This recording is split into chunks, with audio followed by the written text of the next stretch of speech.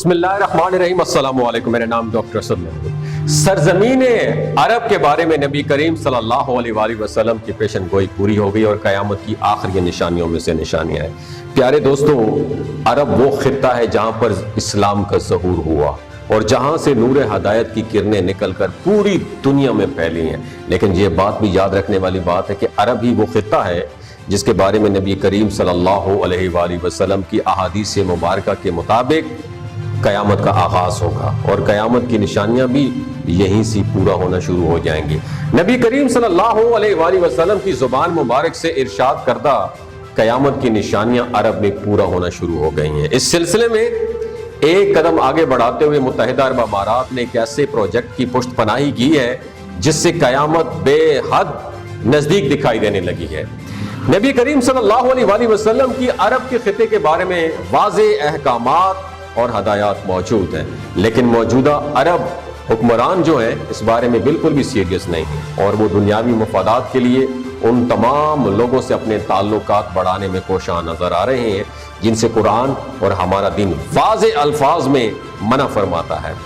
متحدہ عرب امارات نے اس سلسلے میں ایک اور قدم اٹھایا ہے کہ جس نے پورے خطے کو ہلا کے رکھ دیا ہے۔ وہ کون سا قدم ہے اور نبی کریم صلی اللہ علیہ وآلہ وسلم کی عرب کے بارے میں کون کون سی پیشن گوئیاں موجود ہیں، آج کی ویڈیو میں اس کا تفصیلی جائزہ لیتے ہیں۔ تو پیارے ساتھیوں، گزشتہ کچھ عرصے میں عرب ممالک اپنی تیل کی دولت کی وجہ سے دنیا بھر میں بے حد اہمیت اختیار کر چکے ہیں۔ خاص طور پر 1967 کی عرب اسرائیل جنگ کے دوران اور اس کے بعد سے عرب ممالک کی جانب سے تیل کی سپلائی کو محدود کر دینا اور پوری دنیا کا ایک بڑے معاشی بحران کا شکار ہو جانا ان کی اہمیت کو بڑھا چکا ہے۔ اس کے ساتھ ساتھ عرب ممالک ہر طرح سے مغربی طاقتوں کے بالکل نزدیک ہے اور اس کی وجہ یہ ہے کہ ان ممالک میں موجود تیل کے ذخائر کی حفاظت پر مغربی فورسز کا موجود ہونا ہے۔ اس سلسلے میں سعودی عرب میں تو امریکہ کے کئی فوجی اڈے تک موجود ہیں، دیگر عرب ممالک میں بھی امریکی فوجی اڈے موجود ہیں، لیکن سب سے زیادہ امریکی فوجی اڈے سعودی عرب میں موجود ہیں۔ یہی نہیں بلکہ پچھلے کچھ عرصے سے ہم دیکھ رہے ہیں کہ عرب خطے میں ماڈرنائزیشن کے نام پر ایک بڑی تبدیلی دیکھنے میں آ رہی ہے۔ تقریباً تمام کے تمام عرب ممالک میں شراب اور منشیات کو تیزی سے فروغ مل رہا ہے اور اسے انسان کا ایک انفرادی فعل قرار دیتے ہوئے ریاست کی رسپانسبلٹیز میں دینی احکامات کو واضح طور پر نظر انداز کیا جا رہا ہے۔ اس کے ساتھ ساتھ پوری کی پوری عرب دنیا میں ناچ گانے اور ماڈرنائزیشن کے نام پر خواتین کو مردوں کے شانہ بشانہ کھڑے ہونے کی تحریکیں یہ بھی زور شور سے چل رہی ہیں۔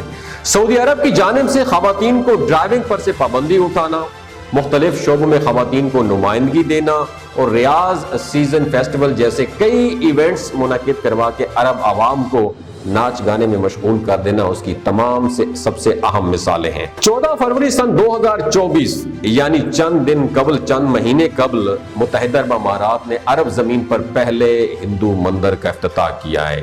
اس افتتاح کے بعد انہوں نے انڈیا کے جو پرائم منسٹر ہیں نریندر مودی کو بھی بطور مہمان خصوصی انوائٹ کیا تھا۔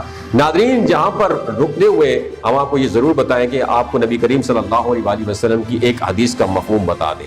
سرکار دو عالم صلی اللہ علیہ وآلہ وسلم کا ارشاد پاک ہے کہ قیامت اس وقت تک قائم نہیں ہوگی جب تک اونٹ اور بکریاں چرانے والے یعنی عرب کے بدو لوگ بے حد دولت مند نہ ہو جائیں اور وہ آپس میں بڑی بڑی عمارتیں بنا کر مقابلہ بازی نہ کرنے لگیں، شرابیں کھلے عام نہ پی جانے لگیں اور بے حیائی کو فروغ نہ ملنے لگے، یہاں تک کہ اس خطے میں بتوں کی واپسی ہو جائے تو تم قیامت کا انتظار کرنا۔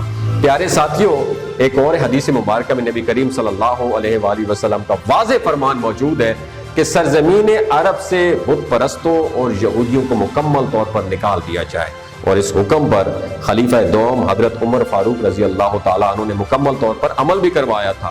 اب آپ اندازہ کریں، فیصلہ آپ پہ چھوڑتا ہوں، اب آپ اندازہ کریں کہ عرب دنیا میں کیسے دنیا کی سب سے بڑی بڑی عمارتیں بنانے کے مقابلے چل رہے ہیں۔ دبئی کے برج خلیفہ کے مقابلے میں سعودی عرب جدہ میں جدہ ٹاور تعمیر کر رہا ہے اور بھی بڑے بڑے منصوبے شروع کیے جا رہے ہیں، جہاں تک کہ سعودی عرب کی جانب سے جدہ ٹاور تعمیر کیے جانے کے اعلان کے بعد ہی حال ہی میں متحدہ امارات نے ایک اور بڑے پروجیکٹ کا اعلان کر رکھا ہے۔ اس پروجیکٹ میں سب سے پہلے بنے ہوئے برج خلیفہ جو اب بھی دنیا کی سب سے اونچی بلڈنگ ہے، اس کے ارد گرد رنگ شیپ स्ट्रक्चर को तामीर किया जाएगा।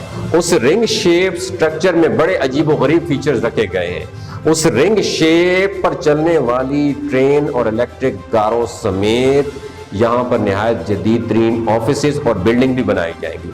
कई बड़े बड़े सतूनों पर कायम ये वसी व अरीज रिंग यानी दायरा दुनिया की जदीद तरीन टेक्नोलॉजी से मुज़य्यन किया जाएगा। एक लिहाज से सबसे ज्यादा बड़ी और ऊंची इमारतें तामीर करने का ये खप इस वक्त पागलपन की हदों को छू रहा है। इस सब पर आखिरी मोहर पता है किसने सब की है?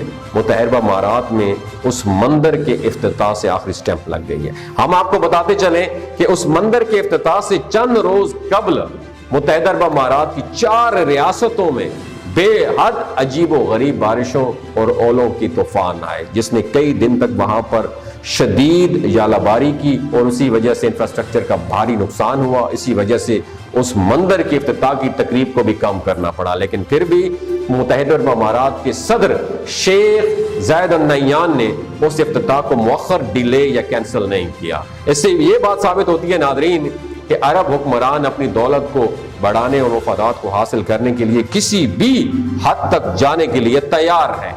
ये शदीद तूफान जो इससे पहले अरब के पूरे खित्ते की तारीख में आज तक रिकॉर्ड नहीं किया गया, ये भी अल्लाह रब्बुल इज़्ज़त की तरफ से एक बहुत बड़ी वार्निंग हो सकती है। जो आज से, ये तो मैं आपको फरवरी की बात कर रहा हूँ, 2-3 दिन पहले जो सैलाब दुबई में आया 75 साल रिकॉर्ड टूट गया। ये किस लिए सैलाब आ रहे हैं, तूफान आ रहे हैं? कि ये नबी करीम सल्लल्लाहु अलैहि वसल्लम की पेशन गोइयां पूरी हो रही हैं। लेकिन अफसोस के साथ कहना पड़ता है कि अरब हुक्मरान तो क्या, अरब आवाम भी इस किस्म की वार्निंग्स को सीरियस लेने के लिए बिल्कुल तैयार नहीं है। नादरीन, खित्ता अरब में तब्दीलियों की बुनियाद रखी जा चुकी है। अरब के रेगजार सरसब्ज व शादाब मैदान बन रहे हैं और बारिशों की मिकदार में भी तेजी से इजाफा हो रहा है।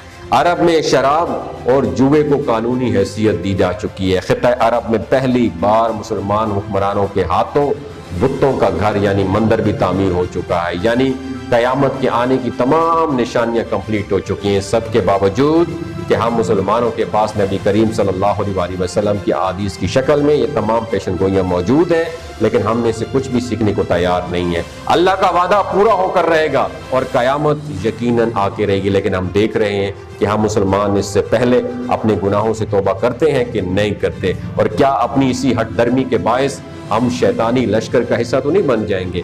मुत्तहिदा अरब अमारात में आने वाले इस भयानक तूफान और बारिशों का जो ये सिलसिला शुरू हुआ, जिसकी वजह से बहुत तबाही हुई है, लेकिन इस तबाही को अब भी वहां के हुक्मरानों ने सीरियस नहीं लिया और पहली बार सरजमीन अरब पर बुतों की पूजा शुरू होने जा रही है।